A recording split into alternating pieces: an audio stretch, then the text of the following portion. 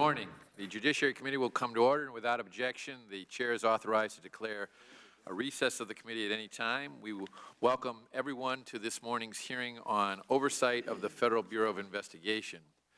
Before I begin this hearing, I want to take a few minutes to recognize the Chief Counsel of the Subcommittee on Crime, Terrorism, Homeland Security, and Investigations, Caroline Lynch.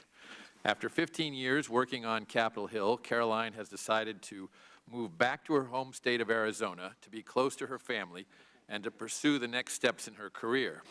Needless to say, we are very sad to see Caroline go. During her time in Washington, D.C., Caroline worked for Representative John Shadegg, both in his personal office and as Chief Counsel of the House Republican Policy Committee. In 2006, Caroline came to work for the House Judiciary Committee, and in 2008, she became Chief Counsel of the Judiciary Committee's Crime Subcommittee. At the committee, Caroline has had an enormous impact on the reform of our criminal and national security laws. Few people in Washington have done as much to promote the safety of our communities. Caroline has overseen the drafting, negotiation, and passage of critical legislation regarding the Foreign Intelligence Surveillance Act, the Electronic Communications Privacy Act, and the most sweeping set of reforms to government surveillance practices in nearly 40 years, the USA Freedom Act, among many other priority legislative initiatives. Anyone who has met Caroline knows she is immensely intelligent, hardworking, loyal, and a discerning chief counsel. And of course, those people she has negotiated with have found her to be a skillful and formidable but fair advocate. Her team at the subcommittee know her to be a determined leader and a steadfast friend. I've appreciated Caroline's deep knowledge of criminal laws, the strength of her convictions, and her courage to speak the truth in a place where it is rarely convenient to do so. We wish Caroline well in her new endeavors, and I thank her for her years of dedicated service to this committee, the U.S. House of Representatives, and the American people.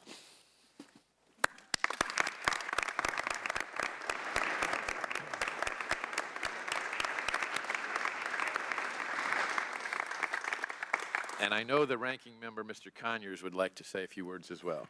Thank you very much, Chairman Goodlatte. This is indeed a unique moment in our history, and on behalf of the Democratic staff and Democratic members of the committee, I want to recognize Caroline Lynch for her hard work and her dedication for the past 10 years.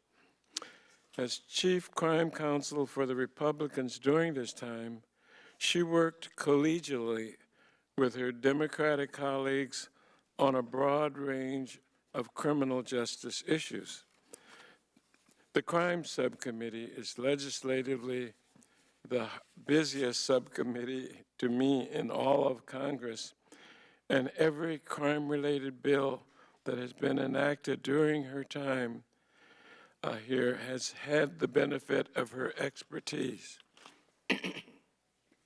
There are many examples of this, but I will cite her role in helping members find common ground on Section 215 of the Patriot Act so that we could enact important reforms in the USA Freedom Act. This important law will both safeguard our national security and our civil liberties, and it set a precedent for how we can proceed on such issues in the future. Her work on this legislation was essential to its ultimate success. We'll miss her insight on these issues, as well as her friendship and her friendliness, as she leaves the committee for other endeavors in her home state of Arizona. We wish you all the best.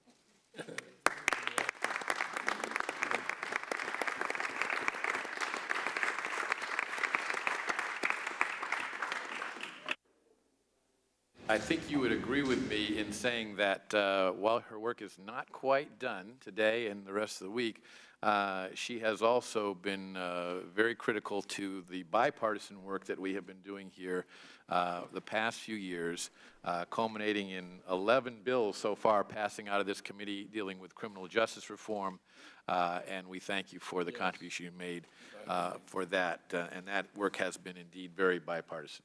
So we thank you all.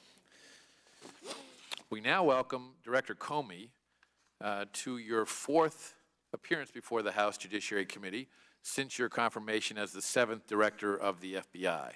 Needless to say, the past year since our last oversight hearing has been challenging for the FBI on a number of fronts that we hope to review with you today.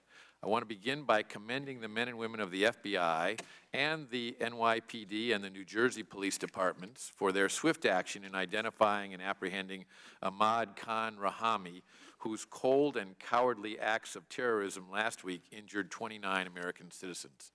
This was the latest in a string of attacks stretching back to the 2013 Boston Marathon bombing and continuing through the terror attacks in San Bernardino, Orlando, and Minneapolis. They all share one common thread, namely radical Islam.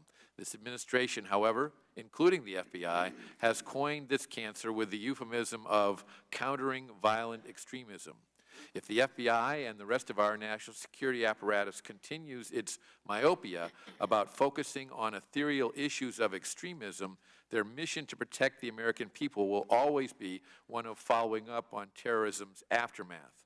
I look forward to hearing from you about how the FBI is working to proactively combat radical Islamic terrorism and put an end to this string of violence. While terrorism is a malignancy which must be purged, other events at home have called into question the confidence that Americans have historically held in a blind and impartial justice system. Former Secretary of State Hillary Clinton and the FBI's investigation into her seemingly criminal conduct is a case in point. It seems clear that former Secretary of State Hillary Clinton committed multiple felonies involving the passing of classified information through her private email server. The FBI, however, declined to refer the case for prosecution on some very questionable bases. This past Friday afternoon, the FBI released additional investigative documents from the Clinton investigation, which demonstrate, among other things, that more than 100 of the emails on Secretary Clinton's private server contained classified information and that emails required to be preserved under federal law were in fact destroyed. Even more alarming, we have recently learned that President Obama used a pseudonym to communicate with Secretary Clinton on her email server. Why is this relevant?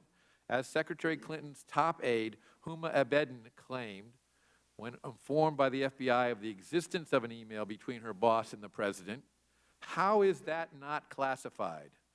Armed with knowledge of the president's now known to be false claim that he only learned of Clinton's private email account, quote, the same time everybody else learned it through news reports, end quote, did the FBI review why the president was also sending classified information over unsecure means.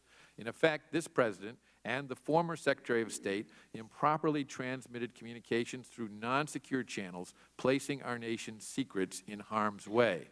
Secretary Clinton's decision to play fast and loose with our national security concerned not simply her daughter's wedding planning or yoga routines, but instead, quoting you, Director Comey, quote, 7 email chains concerned matters that were classified at the top secret special access program level when they were sent and received. Top secret special access programs contain some of the most sensitive, secret information maintained by our government. This is a truly remarkable fact. Were anyone of lesser notoriety than Hillary Clinton guilty of doing this, that person would already be in jail. For Americans unsure what a Special Access Program, or SAP, is, it is the kind of information that a war planner would use to defeat an enemy, or even clandestine intelligence operations.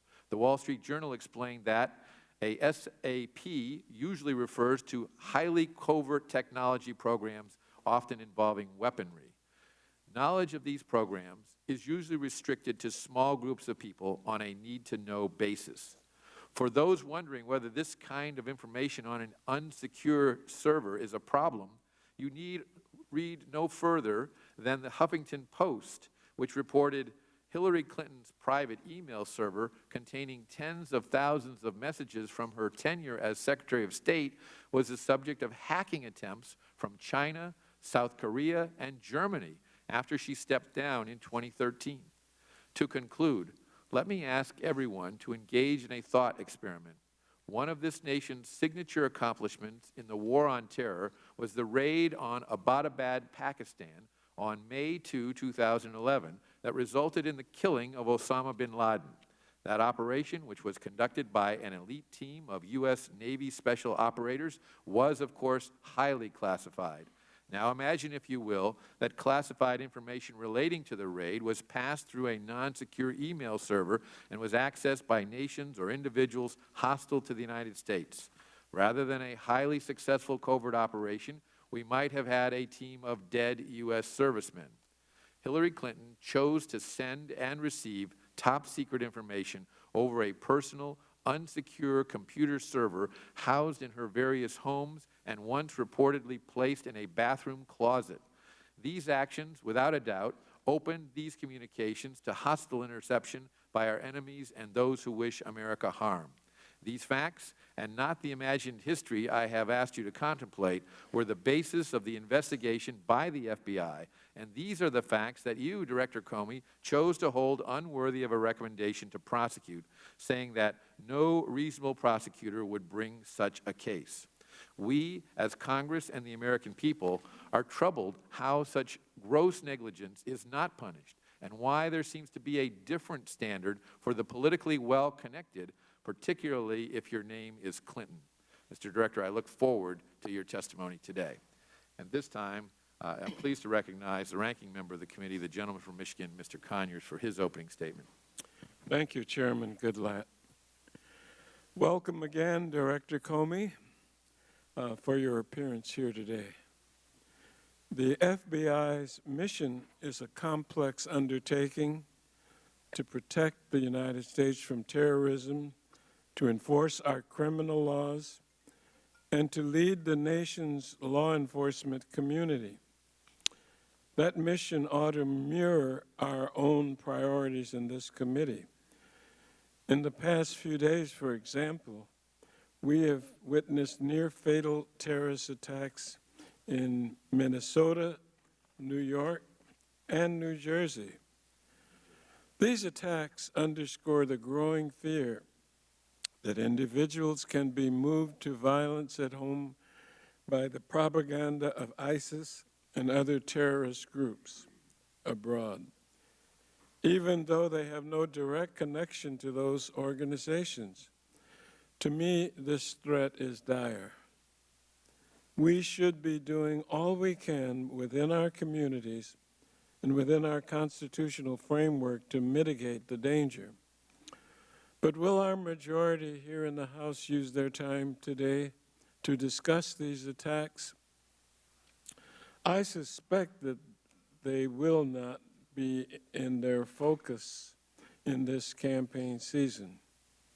In Charlotte, in Tulsa, in Dallas, right here in Washington, and in other cities across this country, our citizens demand answers to questions about race and policing and the use of lethal force by law enforcement.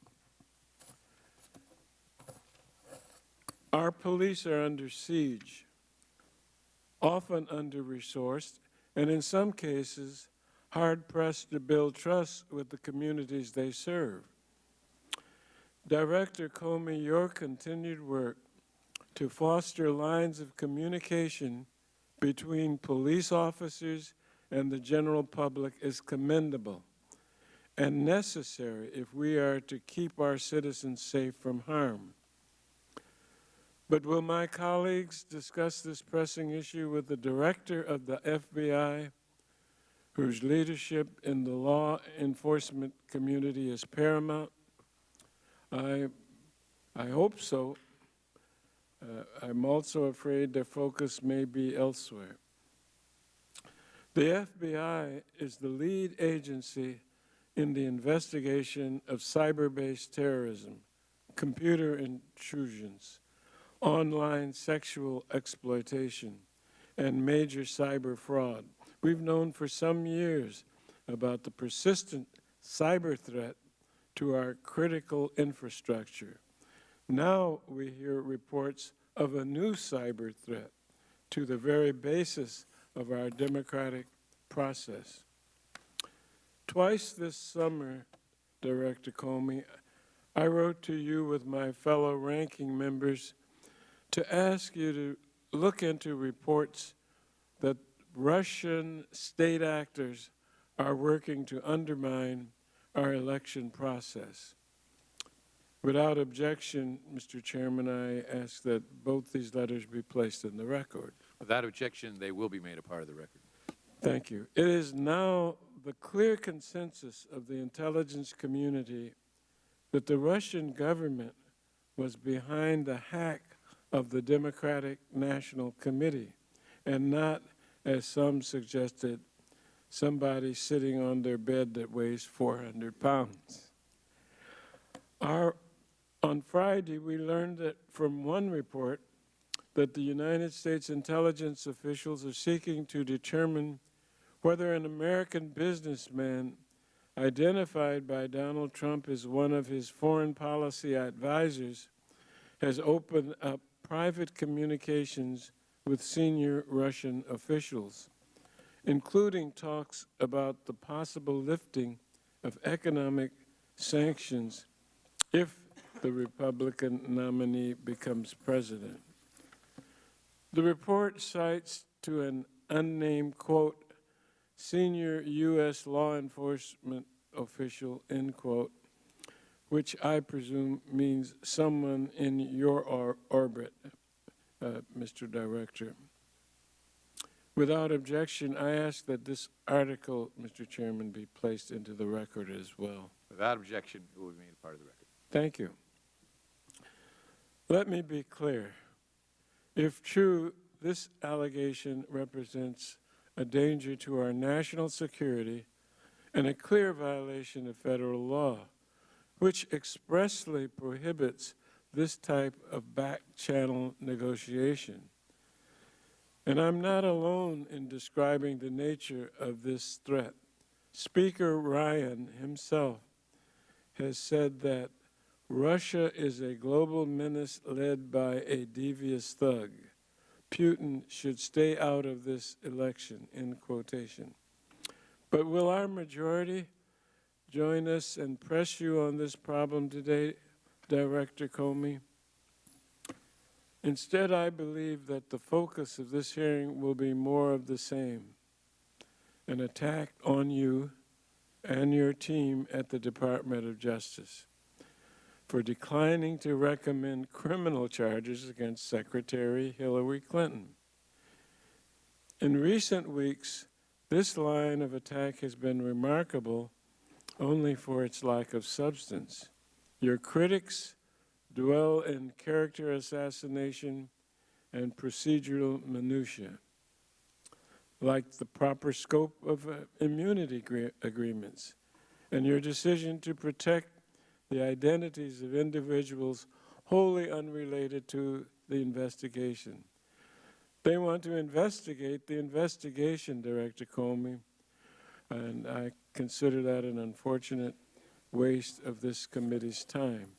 With so many actual problems confronting this nation, and so many of those challenges within your jurisdiction and ours, you would think my colleagues would set their priorities differently. I hope that they do, and they listen to our conversation today. I thank the chairman, and I yield back. Thank you, Mr. Conyers, and without objection, all other members' opening statements will be made a part of the record. We welcome our distinguished witness, and if you would please rise, I'll begin by swearing you in. Do you solemnly swear that the testimony that you are about to give will be the truth, the whole truth, and nothing but the truth, so help you God? Thank you. Let the record reflect that the witness answered in the affirmative. FBI Director James Comey is a graduate of the College of William and Mary and the University of Chicago Law School. Following law school, Director Comey served as an assistant United States attorney for both the Southern District of New York and the Eastern District of Virginia. He returned to New York to become the U.S. Attorney for the Southern District of New York, and in 2003, he served as the Deputy Attorney General at the Department of Justice. Director Comey, we look forward to your testimony. Your written statement will be entered into the record in its entirety, and we ask that you summarize your testimony in 5 minutes. You may begin. Welcome. Thank you, Mr. Chairman, Mr. Conyers, members of the Judiciary Committee. It's good to be back before you. As the Chairman said, for the 4th time. I have 6 more to go, and I look forward to our conversations each time. I know that this morning there will be questions about the email investigation, and I'm happy to answer those to the absolute best of my ability. In July, when we closed this case, I promised unusual transparency, and I think we've delivered on that promise in, frankly, an unprecedented way, and I will do my absolute best to continue to be transparent in every way possible. But what I thought I would do, because I know we'll talk about that quite a bit, I want to just focus on some of the other things the FBI has been doing just in the last couple of weeks.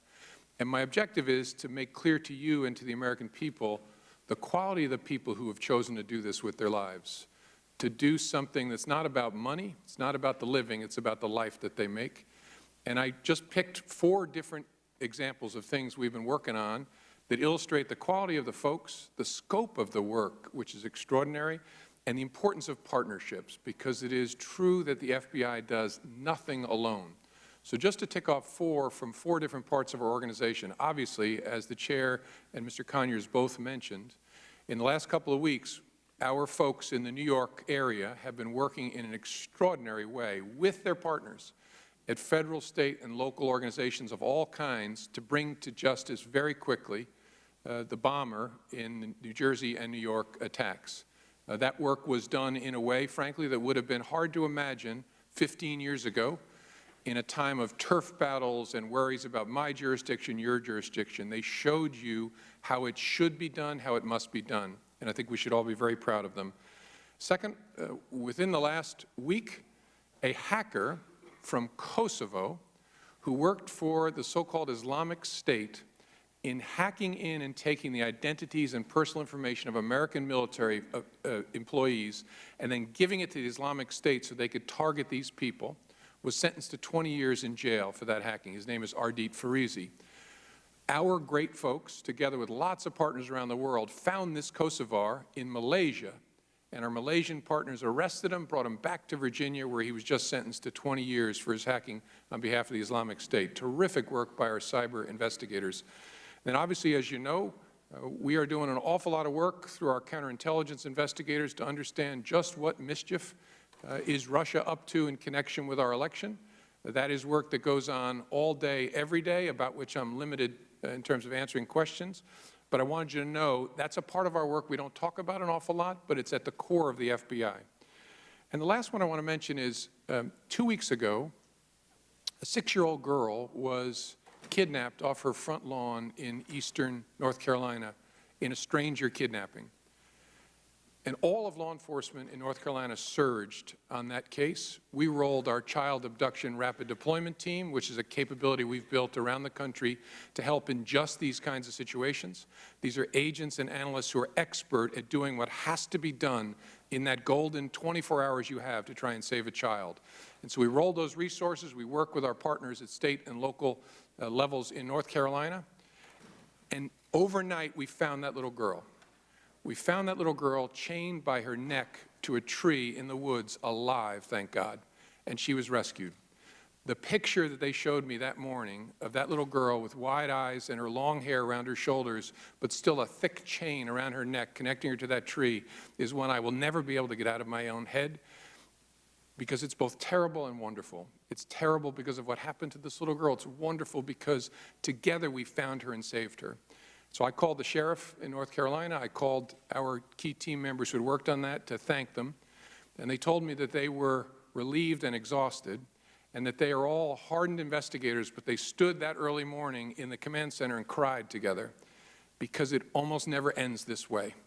So I said to the sheriff and to our people, I wish we didn't live in a world where little girls were kidnapped off of their front lawns, where we had to do this kind of work. But unfortunately, we live in that world. And because we do, I am so glad that those people and the rest of the people that work for the FBI are in that world, because we are safer, we're better, because they've chosen to do this with their lives. The best part of my job is the people I get to watch, to see their work, to admire their work, to support their work in any way that I can. They are doing extraordinary work for the American people across an incredible array of responsibilities. I know you know that, and we're very grateful for the support you give to the men and women of the FBI. And I look forward to our conversation about their work, Mr. Chairman. Thank you. Thank you, Director Comey. We'll now begin questioning under the 5-minute rule, and I'll begin by recognizing myself. You testified that the FBI did not investigate the veracity of Secretary Clinton's testimony to the Select Benghazi Committee under oath. We referred the matter to the United States Attorney for the District of Columbia. Is the FBI now investigating the veracity of Secretary Clinton's testimony to the Select Benghazi Committee? Thank you, Mr. Chairman. The department has the referral. I think there were 2 separate referrals. Has the referrals. Now it's pending. And so I'm not going to comment on a pending matter at this point. But the matter has been received by the Department of Justice. They have the letters from the committee. And you cannot tell us whether or not you are indeed investigating? I can't.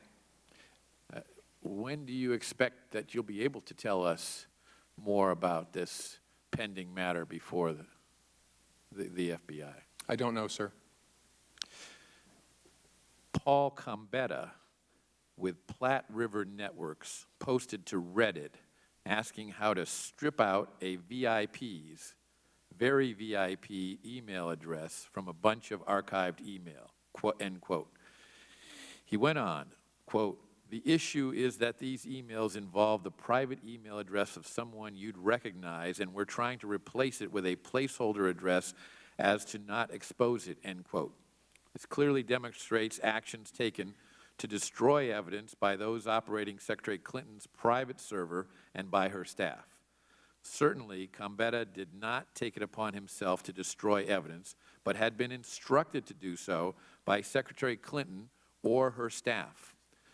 My first question to you is, was the FBI aware of this Reddit post prior to offering Mr. Combetta immunity on May 3, 2016? I'm not sure. I know that our team looked at it. I don't know whether they knew about it before then or not. Isn't this information evidence of obstruction of justice and a violation of Mr. Combetta's immunity deal? Not necessarily, no. Why not? It depends on what his intention was, why he wanted to do it. And I think our team concluded that what he was trying to do was, when they produced emails, not have the actual address, but have some name or placeholder instead of the actual .com address in the from line. Last week, the American people learned that Cheryl Mills, Secretary Clinton's longtime confidant and former State Department Chief of Staff, and Heather Samuelson, counsel to Secretary Clinton in the State Department, were granted immunity for production of their laptops. Why were they not targets of the FBI's criminal investigation? Well, a target is someone on whom you have sufficient evidence to indict. A subject is someone whose conduct at some point during the investigation falls within the scope of the investigation. So certainly with respect to Ms. Mills, at least initially, because she was an email correspondent, she was a subject of the investigation. Did the FBI find classified information on either of their computers? I think there were some emails still on the computer that were recovered that were classified, is my recollection. Isn't that a crime? Is what a crime, sir? Having classified information on computers that are outside of the server system of the Department of State, unsecured. No, it's certainly something, without knowing more, you couldn't conclude whether it was a crime. You'd have to know what were the circumstances, what was the intention around that, but it's certainly something, it's the reason we conducted a year-long investigation to understand where emails had gone on an unclassified system that contained classified information. And what did you determine with regard to the emails found on her computer? I hope I'm getting this right, and my troops will correct me if I'm wrong, but they were duplicates of emails that had been produced because the emails had been used to sort before a production. Now, both Cheryl Mills and Heather Samuelson were granted immunity for production of these computers, these laptops. Why were they then allowed to sit in on the interview with Secretary Clinton?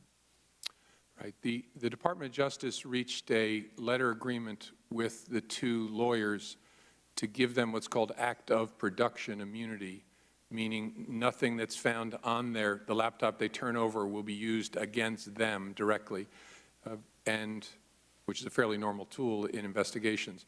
They were, Ms. Mills in particular was a member of the Secretary Clinton's legal team, and so Secretary Clinton decides which of her lawyers come to voluntary interviews with the FBI. Is it usual to allow a witness or potential witness in a subsequent prosecution, had one been undertaken, to be present in the room when the FBI interviews another witness and potential target of an investigation?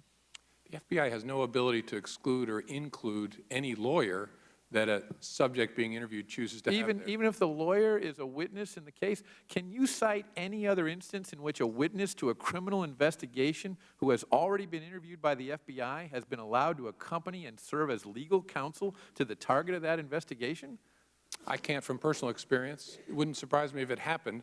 The Department of Justice, the FBI has no ability to decide who comes to an interview in a voluntary interview context. If it was a judicial proceeding, a judge could police who could be there, and obviously lawyers are governed by canons of ethics to decide what matters they can be involved in, but it doesn't fall to us to say you can be in, you can't be in.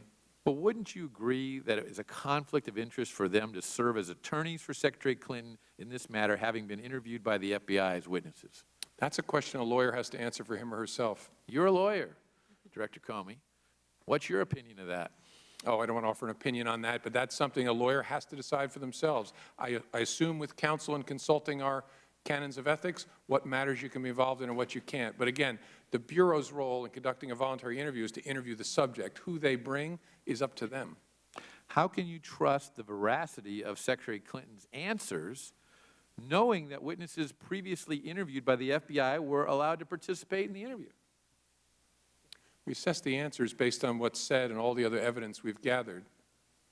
In consultation with her, quote, attorneys who are also witnesses to what was previously done earlier and may, in fact, have themselves violated the law for which they requested and were granted immunity. Again, the answer is the same. We make the assessment based on what the witness says and the other evidence we've gathered in the case. Who's sitting there, to me, is not particularly germane. Thank you. My time's expired. The chair recognizes the gentleman from Michigan, Mr. Conyers, for his question. Thank you. Thank you so much. Director James Comey, twice this past week, the city of Charlotte, North Carolina, has been shaken by the shooting deaths of black men. It's only one city out of many in this country looking for answers about the use of force by police. We on this committee are looking for answers too. You are a vocal advocate for better collection of information about violent encounters between police and civilians. Has the FBI's ability to collect this information improved in the years since we have last discussed it? And why are these statistics so important to our current discussion on the use of force by police?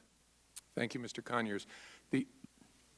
We're having passionate, important conversations in this country about police use of force in connection with encounters with civilians, especially with African Americans. Yes. All of those conversations are uninformed today. They're all driven by anecdote because as a country we simply don't have the information to know, do we have an epidemic of violence directed by law enforcement against black folks? Do we have an epidemic involving brown folks, white folks? We just don't know.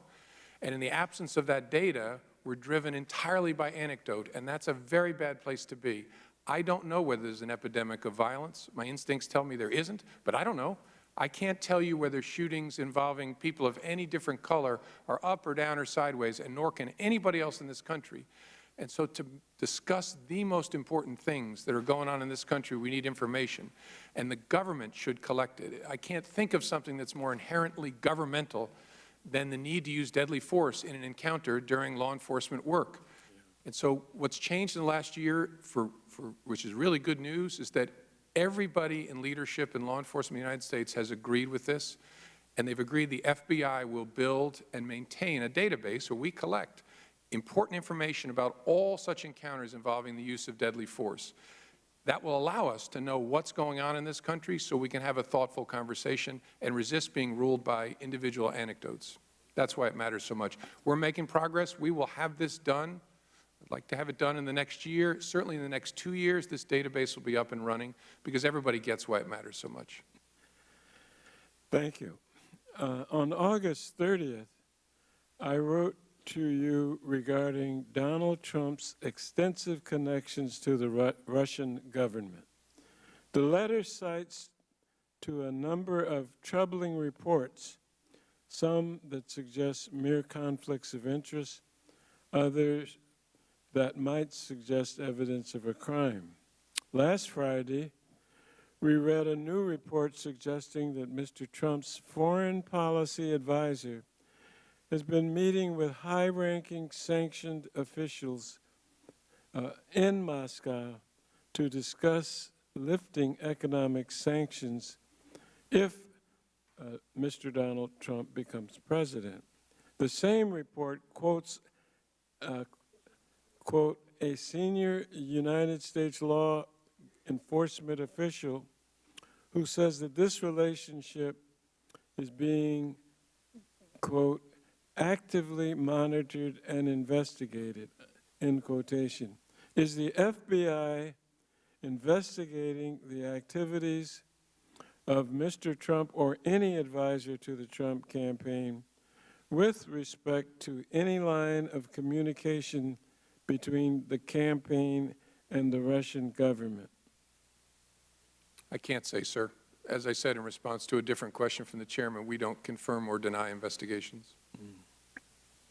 Well, more generally then, is it lawful for a private citizen to enter into official government negotiations with a foreign nation?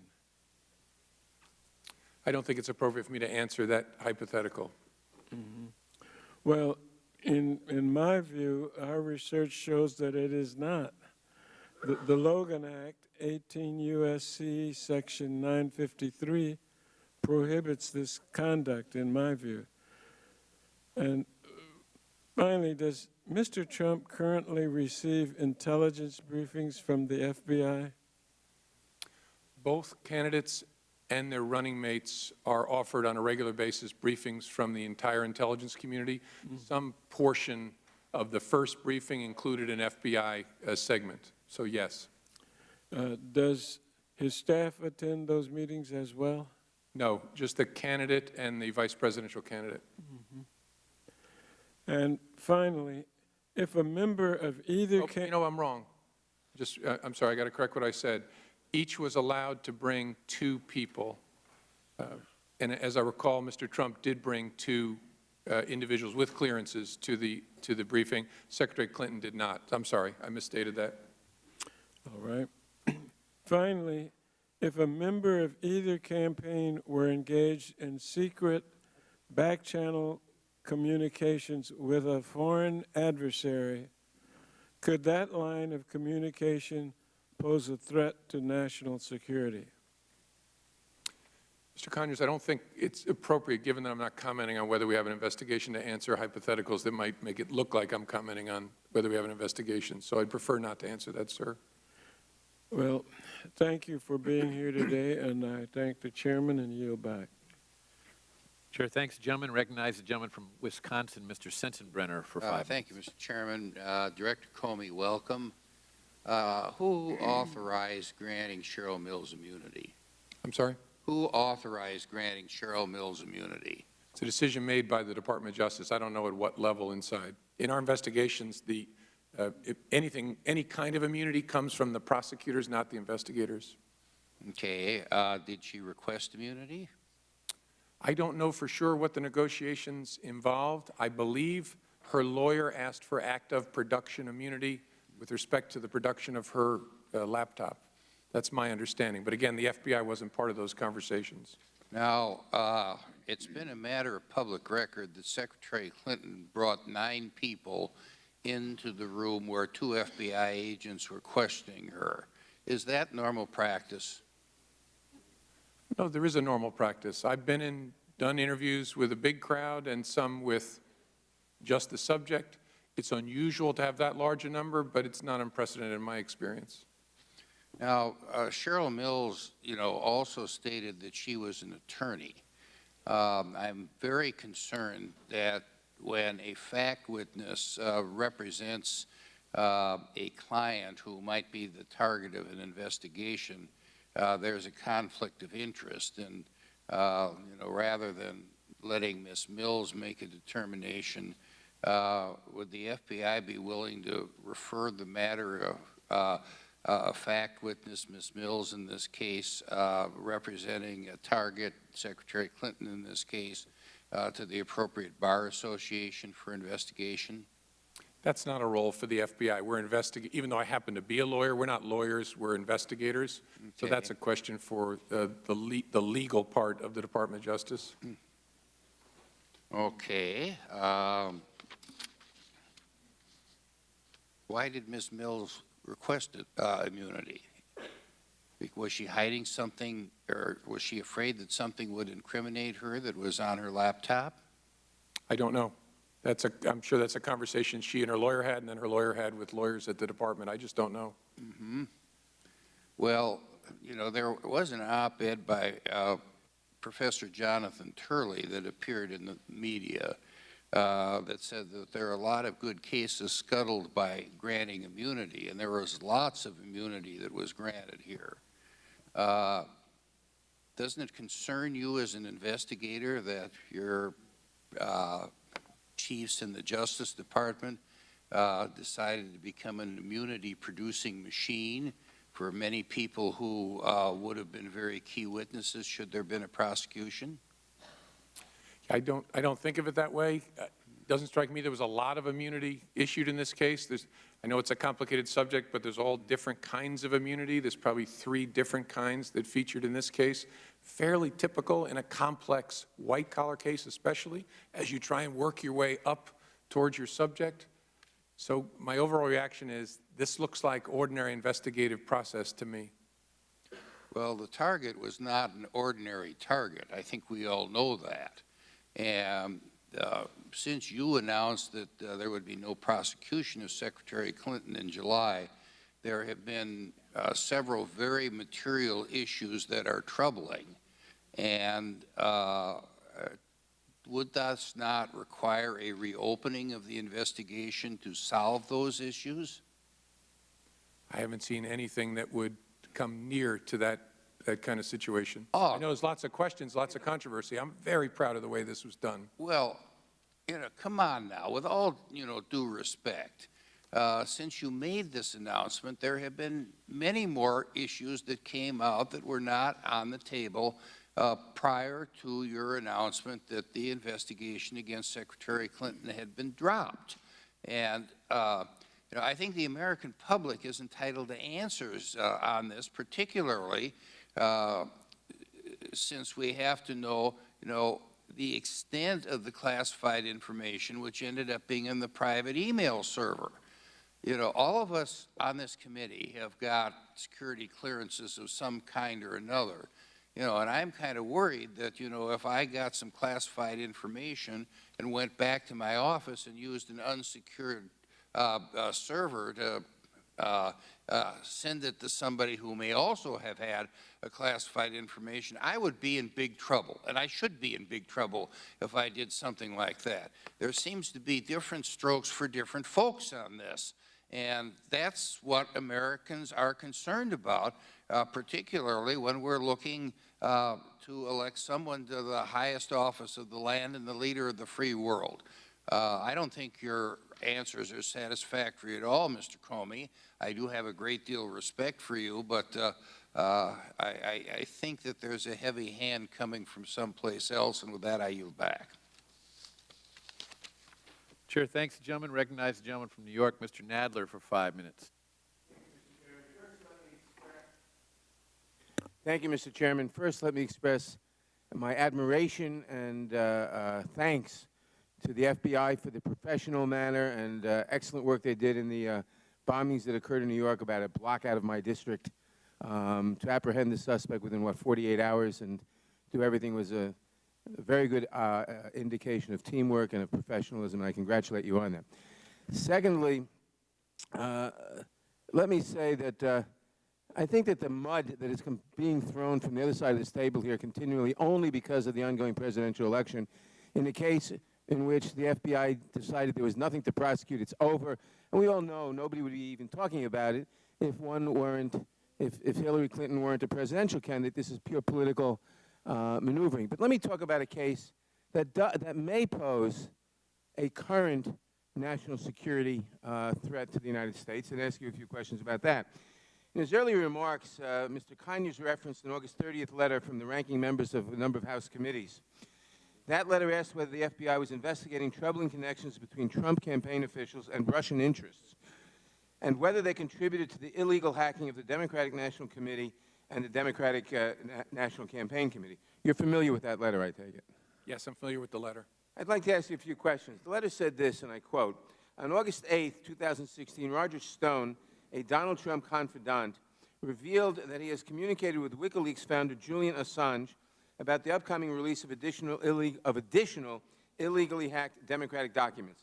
Mr. Stone made these statements during a Republican campaign event while answering a question about a potential October surprise. Obviously, if someone is stating publicly that he is in direct communication with the organization that obtained these illegally hacked documents, I assume the FBI would want to talk to that person. Has the FBI interviewed Roger Stone about his communications with Julian Assange or his knowledge of how WikiLeaks got these illegally obtained documents? I can't comment on that. Mr. Stone stated that he has knowledge about upcoming leaks of additional illegally hacked documents. Has the FBI asked him about those communications? I also can't comment on that. Because it's an ongoing investigation? I don't want to confirm whether there is or is not an investigation. That's the way I answered Mr. Conyers' questions as well. Director Comey, the FBI acknowledged in public statements and testimony that it was investigating Secretary Clinton's use of a private email server, and that was while the investigation was still ongoing. Now you can't comment on whether there's an investigation. Is there a different standard for Secretary Clinton and Donald Trump? If not, what is the consistent standard?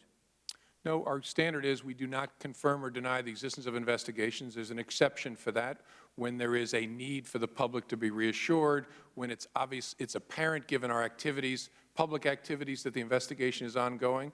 But our overwhelming rule is we do not comment except in certain exceptional circumstances. Aren't there exceptional circumstances when close officials to a candidate of a major political party for the United States says publicly that he's in communication with foreign officials and anticipates further illegal activity?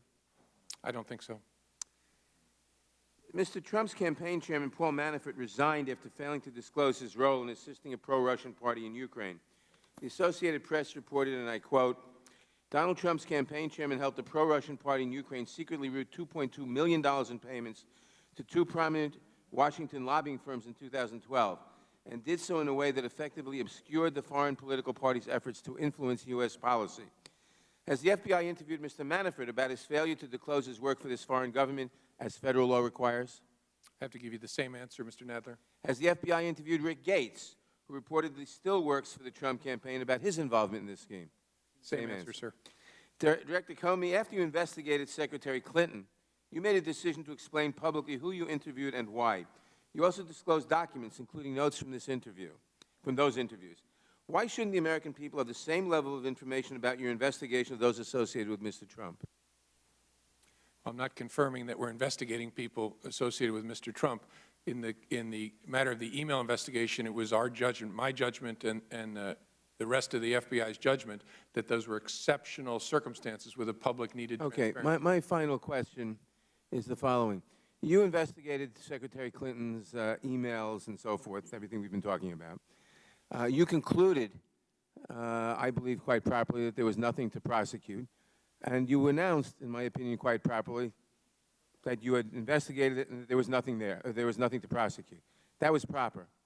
But having announced, when the prosecutorial agency announces that we've investigated so-and-so and we've decided to prosecute because, or we've investigated so-and-so and we've decided not to prosecute because, why is it appropriate for that prosecutorial agency to go further and say, even though we've decided not to prosecute, we still think this person did this, that, or the other thing, and it was proper or improper? Why is it proper for a prosecutorial agency to characterize your opinion of the propriety of the actions of someone whom you have announced that you have decided there's nothing criminal and shouldn't be prosecuted? It's a very hard decision. That's why it's the exception to the rule.